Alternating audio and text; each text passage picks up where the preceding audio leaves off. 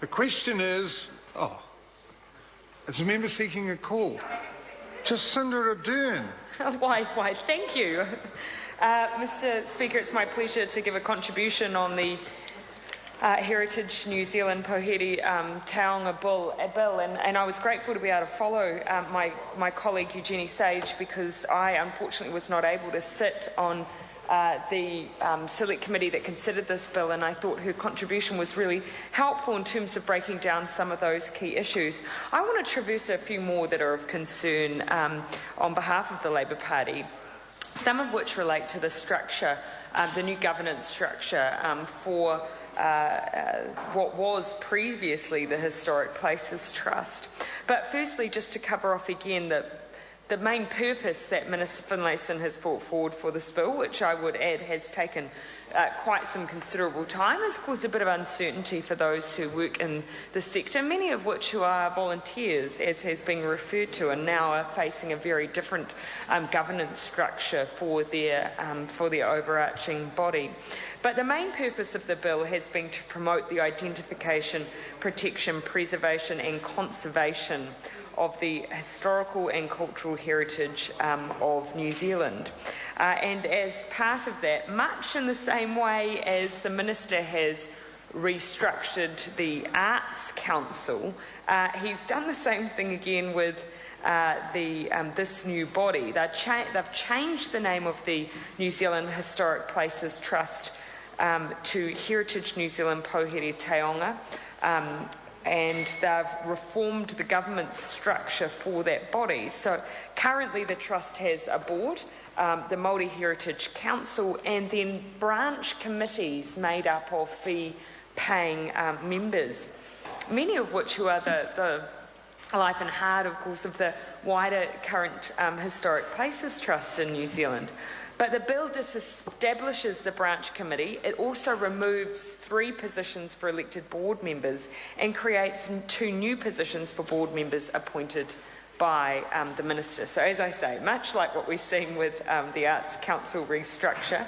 And the question has to be asked, what's the motivation for, these arbitrary slimming down of these boards? Have we got some demonstration that they're too clunky and aren't working? But also the switch to an appointment process.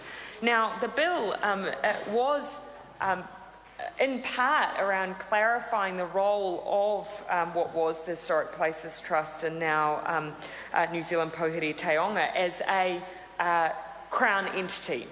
So that was part of the reason for this bill. But I think it's still important to be very clear that despite being a Crown entity, it has an advocacy role. Now, that does cause some issues for those bodies that are caught between that difficult status of being a Crown entity but having to advocate sometimes against the Crown under certain circumstances, or, for instance, other bodies like local government. But I want to spend a little bit of time just reflecting on the loss of those branch committees. Most local MPs would have had some engagement at some point with their local New Zealand Historic Places Trust branch committee. They do a huge amount of work. They are dedicated, extremely well-informed, committed group of people. And as a consequence of this bill, those branches now, obviously being disestablished, are having to transition into new forms of governance.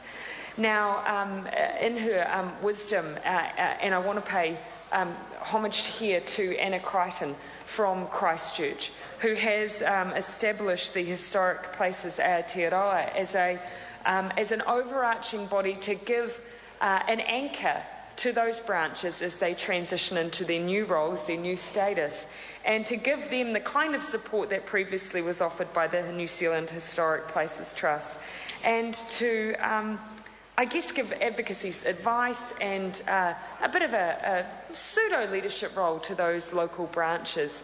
So I really want to congratulate Anna for playing that incredibly important role and for getting ahead of the game by not waiting for this bill to come through, but really already proactively working with those groups, and I thank her for that work.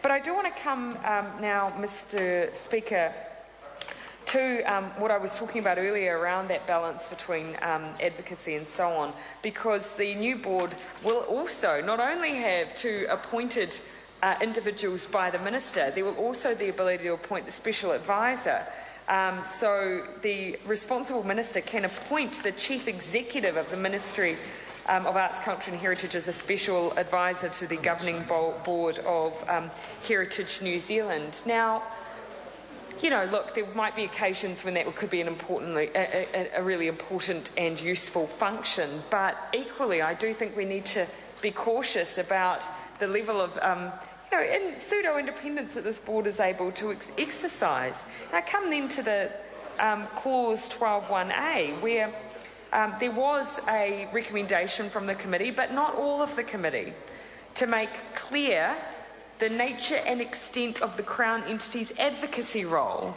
by stipulating that it is limited to advocating its interests in a public forum or a statutory planning process in which it has standing under an Act. This is intended to ensure that Heritage New Zealand, Pouhere Taonga, maintains an appropriate statutory role that is presenting a professional heritage perspective in appropriate contexts, such as council hearings. Now, Mr. Chair, the thing that I find interesting about that is the need to be that explicit, constraining the places where this body is able to take on that advocacy role, gives me some concern. We need strong voices on heritage. We've seen time and time again in New Zealand situations where we all throw our hands up and say, how is it that under our current planning laws, could this, or our current heritage protection, could we have lost X or Y building? And yet it constantly happens. And to say that the only voice or time, appropriate time, that this body, which has an advocacy role, but as a Crown entity, can speak up on those issues is in certain circumstances. Now, that brings me back in my own mind to reflect on a situation in Auckland not too long ago that related to a historic building, some of which some individuals saw more value of than others, and that was Shed 10. Now, during the Rugby World Cup, there was obviously quite a lot of contention around what would happen down on the wharf, what facilities would be put in for the Rugby World Cup. Now, there were two sheds down there. Murray McCully was very clear that he wanted a new building or even a temporary structure to act as a gathering point for those celebrating the Rugby World Cup, but also in the future a terminal for visitors via cruise ship into Auckland.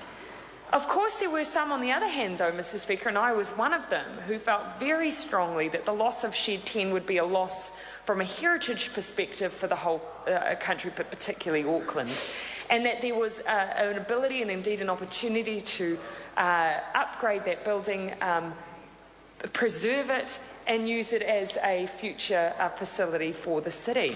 Now, we ended up in a middle ground, Mr. Chair, where eventually one was saved and the other was not. But I explicitly remember that there was a decision to take it down, both down. And I remember visiting Shed 10 and seeing in there what I believe at that time were people who had been sent from the Historic Places Trust to simply document elements of the building before it was taken down, to register what was where and what it looked like at the time that it was then taken apart. And the role of that trust at that time, I would have thought, would have been to be able to feel free to give a true perspective on the historic value of that building. But now we know that they are literally being constrained in their advocacy role and confined to very specific scenarios. And I find that unsettling, because there will be times when a minister will take a certain view and the Historic Places Trust, now Heritage New Zealand, may take another. One final point, Mr. Chair, Mr. Speaker, that I would like to make. There were considerable concerns raised about Christchurch heritage issues during hearings on this bill. And I think that raises the wider point. Some time ago, Labor tried to instigate an inquiry at Select Committee around heritage issues and the disconnect between public expectation around preserving heritage buildings and the reality. Where the reality hits the road, we actually have issues like insurance costs mean that private owners can't afford to upgrade their buildings, leading in some cases to simple demolition by neglect. or where we have, for instance, council timeframes for repairs for earthquake-prone buildings being so tight that private landlords, building owners, cannot afford to upgrade their building. We should be looking into those issues. Those are the substantive issues facing heritage in New Zealand. They cannot be delayed. This bill is one thing, but preserving heritage for the next generation is a second, entirely separate issue. Andrew Williams. Mr. Speaker, take a call on behalf of